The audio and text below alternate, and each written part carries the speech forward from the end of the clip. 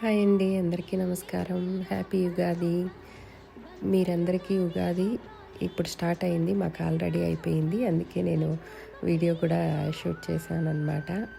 ఈరోజు ఒబ్బట్లు ఫస్ట్ చేసి నైవేద్యం పెట్టాలి కాబట్టి పూర్ణం ఒబ్బట్లు ఎలా చేసుకున్నామో చూపిస్తున్నాను.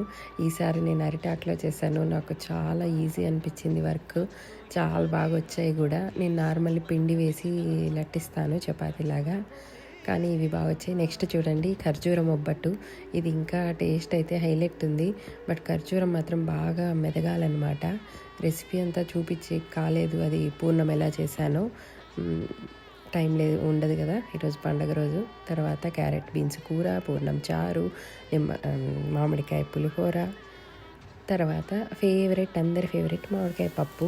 తర్వాత పూజ చేసి నైవేద్యం పెట్టేసి బజ్జీలు చేశాను. బజ్జీలు చేసేటప్పటికి వీడియో షూట్ చేయలేదు. Thank you for watching.